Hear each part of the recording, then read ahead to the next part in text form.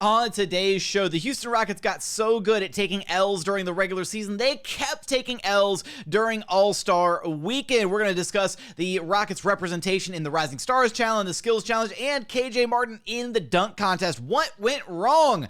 Plus, Houston Rockets owner Tilman Fertitta giving Rockets fans the new battle cry to shout from the top of every rooftop imaginable as we navigate the rest of this season. Pray for Victor. Pray for Victor. All that and more coming up right here at Locked On Rockets.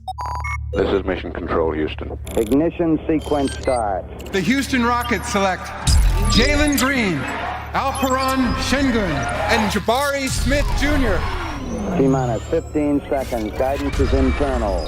Every time I step on that floor, I'm coming. Hey, Houston fans, I am so happy. You're getting somebody who's going to come in with a chip on their shoulder, somebody who's going to come in and compete from day one. 6, 5, 4, 3, 2, 1.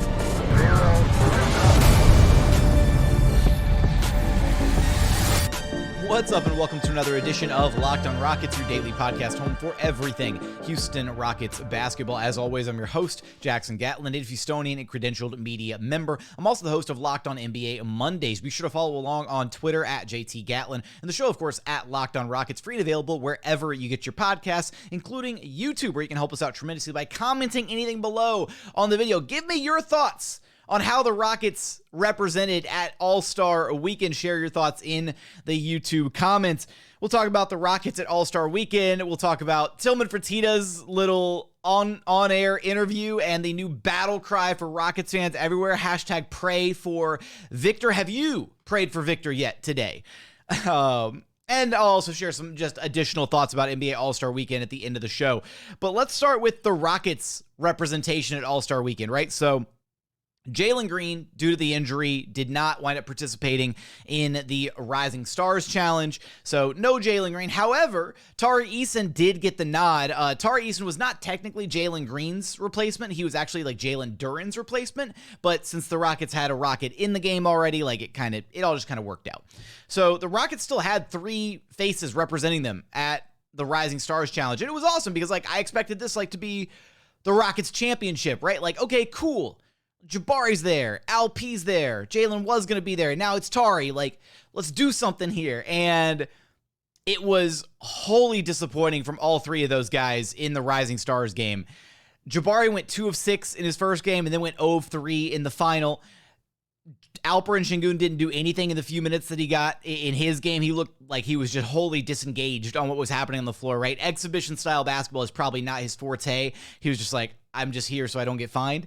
And then Tari Eason wound up getting benched during the championship game. Didn't even step foot on the court during the final game of the Rising Stars Challenge. So from the Rockets' perspective, man, that hurt. Like that was already, we were off on a really bad foot there. Was the Rockets had 3 different guys to all take a crack at it, and not a single guy made any significant noise. And Jabari, well, I guess Tari didn't really get 2 cracks at it. He only got the 1 crack at it because he only played 1 game.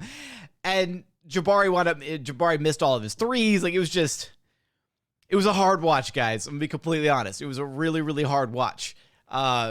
Jose Alvarado made it entertaining, though. I love that guy. I think he's a fantastic player. I'll talk a little bit more about his antics in the final segment, just revisiting some of the overall looks from All-Star Weekend. So the Rockets took an L on the Rising Stars Challenge, right? Not to worry. They took multiple L's, 3 players, multiple L's. It's okay.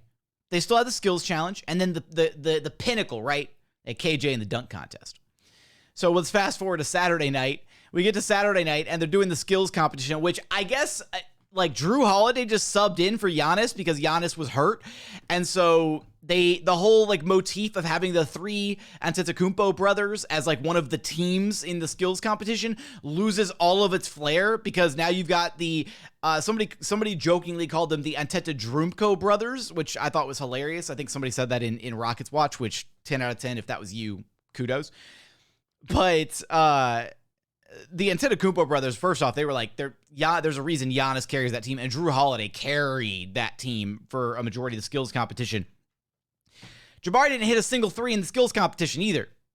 missed all 3 of his threes during the first leg of the skills competition, couldn't hit anything at the end during like the free-for-all, shoot it from, the long-distance shot, the three-point shot, the mid-range shot. Like, the rookie team was just awful. Paolo wound up hitting 1 shot, 2 shots, I think.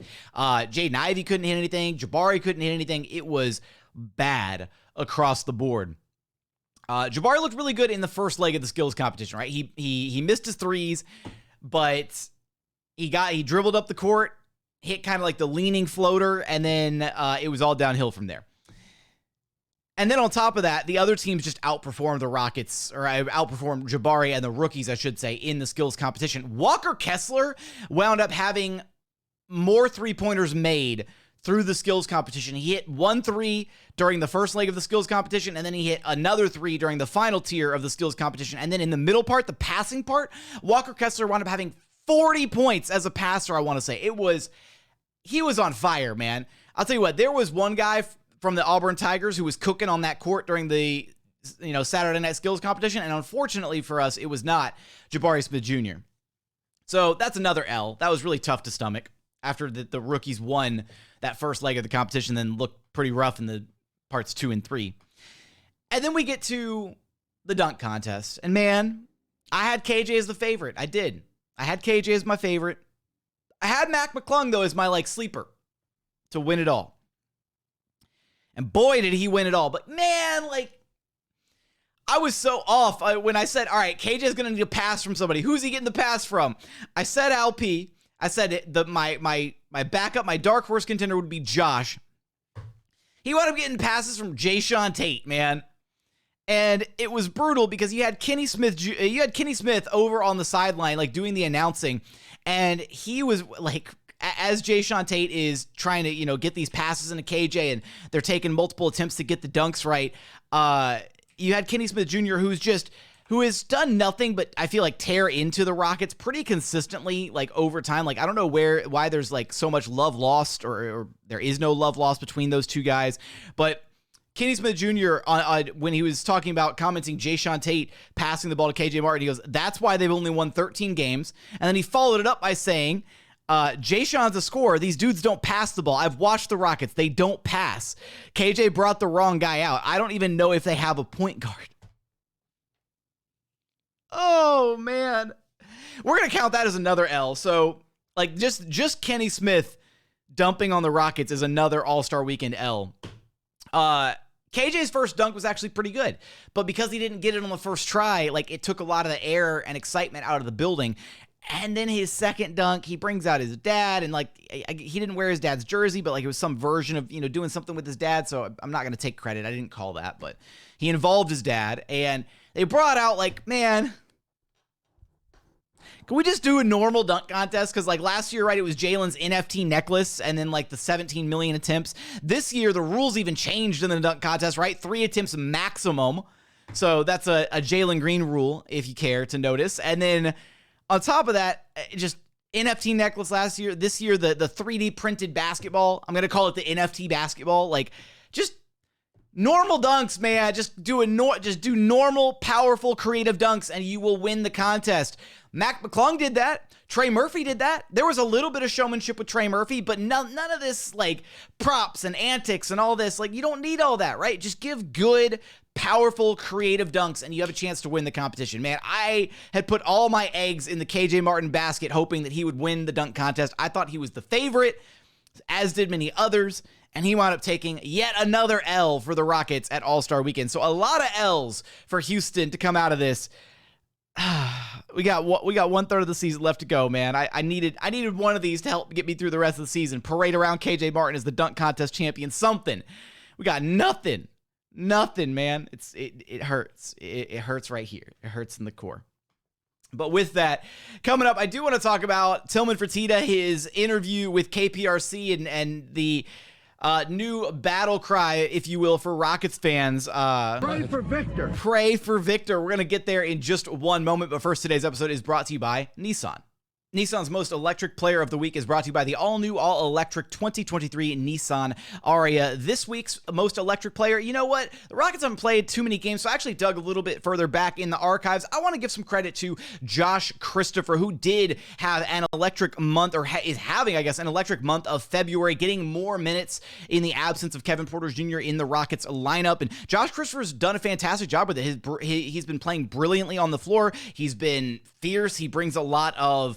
He just brings this duality to the Rockets team where he gives you some scoring, he gives you energy and hustle, right? There's few guys on the team that provide both like all that all-out energy and hustle and effort, and then on top of that, they give you the scoring. So there's a duality to Josh Christopher's game. He has these, stunningly powerful moves at times when he's on the floor, when he's trying to get open, and he is able to take a guy off dribble or lean into them, use his shoulder to get layups up over the top. So Josh Christopher is your Nissan electric player of the week. And if you need some more electricity in your life, you can be sure to check out the Nissan Ariya, which packs pin-to-your-seat power and premium intelligence all in one electric vehicle. The all-new, all-electric 2023 Nissan Ariya, the EV for people who love to drive. Shop now at nissanusa.com.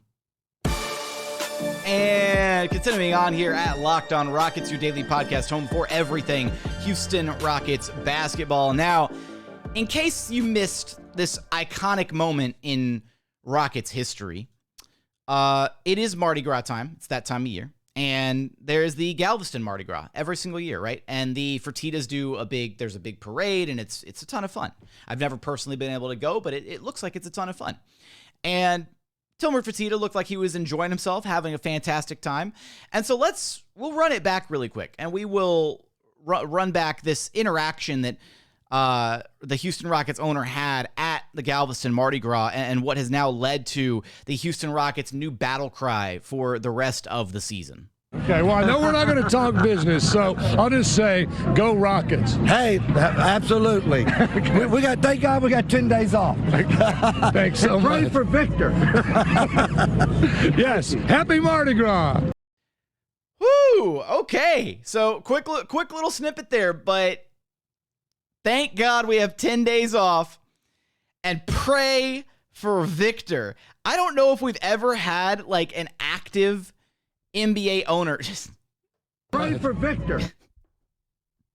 Oh my God. Oh, just let me hit the combo here. Pray for Victor. Oh my. There we go. Look, I don't know if we've ever had an active NBA owner go on TV like that and openly suggest tanking and pray for Victor and just all that. I wonder if Fertitta's going to get fined for it. I don't know if you can. Like, I'm trying to think of like the grounds that the NBA might reach out to and be like, Tillman, what the hell, man? Like it's the NBA. Adam Silver probably didn't enjoy that, and I'm sure it's already like on his desk, like 9 a.m. sharp Monday morning, whatever. And it's like, hey, so Fertitta got on camera and said this. But at the same time, like, is it wrong? Like, the Rockets are going to be one of the worst teams in the association. That's not a secret. They are the worst team in the association. Victor Wembanyama is the crown jewel of this year's draft. Like, I don't think... let me know in the comments. Do you think Fertitta gets fined for this comment? Do you think the Rockets receive some type of penalty or whatever, if you will, for this comment by Fertitta? Or do you think they're just going to kind of like, okay, he said it, whatever. We're all thinking it, right? So he's basically saying the quiet part out loud, right? Pray for Victor. Oh, we're going to use that clip so much here over this next, final course of the season. I will say it is right. So you're looking at, I don't know if there's precedent for another owner saying it, doing it or whatever, but it shows you that like Fertitta understands, right? He understands where this team is at, right? Thank God 10 days off. And then on top of that, it shows that the organization understands like, hey, like Wemby, like that's our shot. We talked about this in Rockets Watch the other day, but right, the Rockets have a handful of certain lifeboats to rescue them this offseason, right? Victor Wembanyama is lifeboat number 1, right? If you get Wemby, that is a guaranteed lifeboat. Suddenly, organization's looking relevant, competent again, because you've got a generational prospect for at least the next, 7 to 8 years while he's on his rookie scale deal and rookie extension, all that, like, makes you relevant almost overnight. Scoot Henderson, yet another lifeboat, who we got, a look at All-Star Weekend, and he didn't look that great. But I don't know. We'll talk about that a little bit later on, possibly in another episode, but still very high on Scoot Henderson. That's another lifeboat for the Rockets. And then the other lifeboat is James Harden. So they have a bunch of different ways to try and become relevant over this offseason. I think coaching is another lifeboat, honestly, that if they can upgrade and replace their coaching staff and get a better coach on board this summer, then that's another way to kind of take a gigantic step in the right direction organizationally. But for Fertitta to just come out and openly say that, I don't know if I don't think I had that on my bingo card this season, right? For Fertitta to come out and drop a pray for Victor line at Galveston Mardi Gras after who knows how many hurricanes that he had already that night. So I just every day now, right? Every day it's all right. Every day, wake up, Pray for Victor. Eat lunch, Pray for Victor. Eat dinner, Pray for Victor. Go to work, Pray for Victor. Drive in the car, Pray for Victor. Play a video game, Pray for Victor. Watch a basketball game, Pray for Victor. Yeah, pregame, Pray for Victor. halftime, Pray for Victor. postgame. Pray for Victor. It's just pray for Victor all day, every day, for the entirety of forever until the end of the season. So forever is until the end of the season. It feels like forever at this point. I need the Rockets to hurry up and get back on the basketball court. We'll have a ton of content for you here at Locked On Rockets, though, over this week of no basketball play. We've got our weekly guests with Ben Dubose, Ali Campajani. We'll have maybe a couple fun guests, maybe some draft content, maybe a special guest showing up here a little bit later this week. Keep your eyes posted for that. But that's going to do it for the Tillman Fertitta special here in this segment. Again, make sure that every day you wake up, you pray for Victor. Coming up, I do want to share some final thoughts from NBA All-Star Weekend, take a step away from the Rockets angle of things and just appreciate All-Star Weekend for what it is as a basketball fan. We're going to get there in just one moment, but first, today's episode is brought to you by Built Bar. If you're looking for a delicious treat but don't want all the fat and calories that usually comes along with it, then you've got to check out Built Bar, because with Built, healthy is actually tasty. Seriously, they're so delicious, you won't even think that they're good for you. What makes Built Bar so good? Well, for starters, they're all covered in 100% delicious chocolate, and they come in unbelievable flavors like churro, peanut butter brownie, coconut almond, raspberry, strawberry, salted caramel, cookies and cream. My personal favorite is the coconut brownie chunk. You really can't go wrong with a single bar on their menu. Not sure how they do it, but every bar tastes like a candy bar while maintaining amazing macros. Only 130 calories and 4 grams of sugar with a whopping 17 grams of protein. And right now, you can actually head in person if you want to your nearest Sam's Club or Walmart and grab a box right off the shelf. You don't have to wait to order them online. But if online is more your speed, you can go to Built.com, use promo code LOCKEDON15 to get 15% off your very next order of the best tasting protein bars on the market. Again, that's promo code LOCKEDON15 for 15% off at Built.com. And final segment here at Locked On Rockets, your daily podcast home for everything Houston Rockets basketball, where all we do for the rest of this Houston Rockets season is, what is it? Pray for Victor. Oh, man, I'm going to use that button so much. Let's say I want to take a step away from the Rockets here momentarily and just take a look, just as an NBA fan, at All-Star Weekend, because at the end of the day, All-Star Weekend is supposed to be about fun. And overall, I thought this weekend was actually a lot of fun.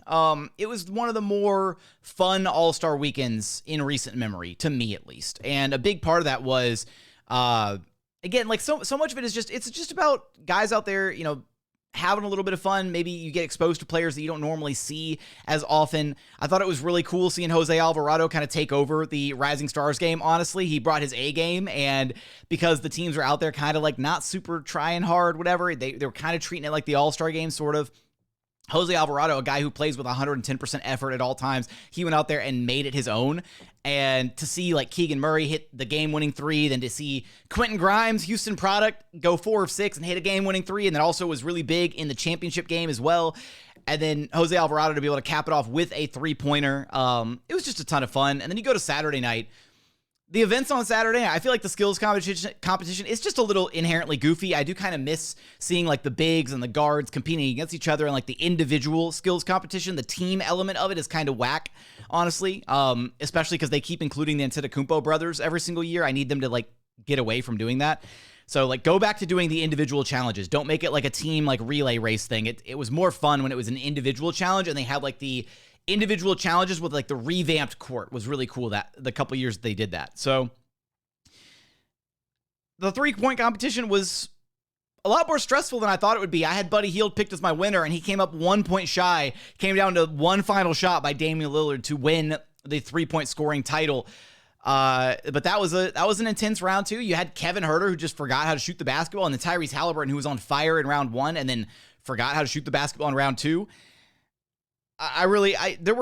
There were years where I enjoyed the 3-point shootout more than I actually enjoyed the dunk contest, but cannot say that for this year. I really think that like Trey Murphy III and Mac McClung brought back some of the much needed excitement and brought back the dunk contest to like its core, right? To like what it should be. And it's not to say, look, Jericho Sims' dunks were kind of mid, being completely honest. Like he did the same dunk back-to-back times. He tried to do the whole like, the wedgie, put the elbow in the rim, and both times he kind of like cheated a little bit. Whatever. The crowd was not into the Jericho Sims dunks whatsoever. And then KJ Martin, missed a couple of attempts on his first dunk. Crowd got out of it, and then he had the weirdness with the NFT ball in his second dunk. So, what are you going to do? But Trey Murphy's dunks were insanely good, all of them, except I think his last one was a little bit more of like a first round kind of dunk. But to open things up, right, with a little bit of the showmanship, like I messed up, and then, okay, I'm walking, I'm hyping you guys up, and then to have Jose Alvarado come in, we got the Grand Theft Alvarado look from the crowd, right, snuck in from the baseline, stole it from Trey Murphy, lobbed it up off the glass, and then Trey Murphy went and slammed it down. That, to me, is like the perfect amount of like playfulness and like showmanship, but also a really, really powerful dunk on top of it, right? That's like the sweet spot that you got to hit to be able to really impress the judges and put together a really strong dunk contest. Mac McClung was insane with his dunks, right? His very first dunk, it looked like he was just going to clear two people, whatever. Changed it up, had them stacked on top of each other, put the ball behind their head, and then for him to clear them, tap the ball on the backboard, and then dunk it over the top of his head all in one fluid motion was one of the craziest dunks that I've ever seen in a dunk contest. And then his final dunk, right, wasn't quite a full-blown 720, like double spin dunk. It was more like a 560. Sorry, a 540. I can't do math. Numbers are hard. But it was still an insane dunk, right? To see every single player in the crowd, everybody in attendance just absolutely lose it after he slammed that final dunk home, that's what the dunk contest should be like. That hype, that excitement, all that. Some of that, right?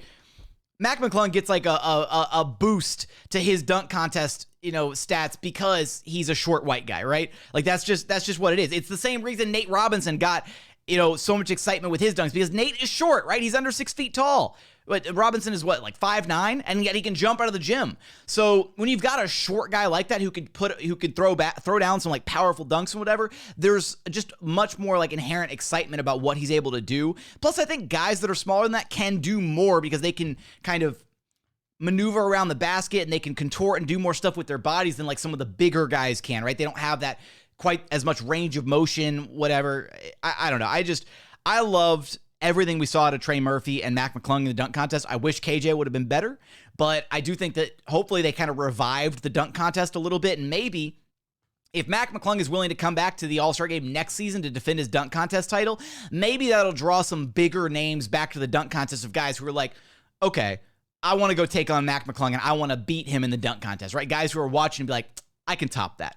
So then, maybe next year's dunk contest will be even better. Hopefully this is the trend of them getting back on track and getting back to some really fun, exciting dunk contests for years to come. Because that's the mainstay event. Like, that is the best event. And usually for years was the best event at All-Star Weekend. Even more exciting than the friggin' All-Star game was the dunk contest, right? That was the primetime event at All-Star Weekend. That's why it's on Saturday night. That's why it's the final event. And in recent years, I feel like it's just been kind of a dud.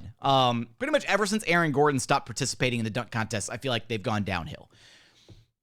And then the All-Star game, I was disappointed because it was kind of like every year, right? It's just going to be kind of a mess for the first 3 quarters. The Elam ending usually provides some excitement. Guys start playing defense. They lock in a little bit. We didn't even get that this year, so that was kind of a lame turn of events. Jason Tatum dropped 55, new All-Star game scoring record, got the MVP. The actual draft, the live player draft before the All-Star game was actually more fun than the actual game, I feel like. It was so funny watching LeBron and Giannis go through their list of rosters and picking different guys, and Giannis tried to pick Ja as a starter and forgot that tried to pick him as a reserve and forgot that he was promoted to being a starter. Then you had Jokic, who was left bottom 2, drafted himself to Team LeBron. Just, it gets down to bottom 2, and Jokic is like, no, I'm a 2-time, about to be 3-time MVP. You are not going to pick me last for the All-Star game. And he just gets up and walks over to LeBron, and he's just like, I'm going on your team. He's like, please, me, your team. And then he does the little, he doesn't even wait for LeBron to confirm that he's on the team. He's just he does a little wave, hey, I'm on Team LeBron, bye. Walks over.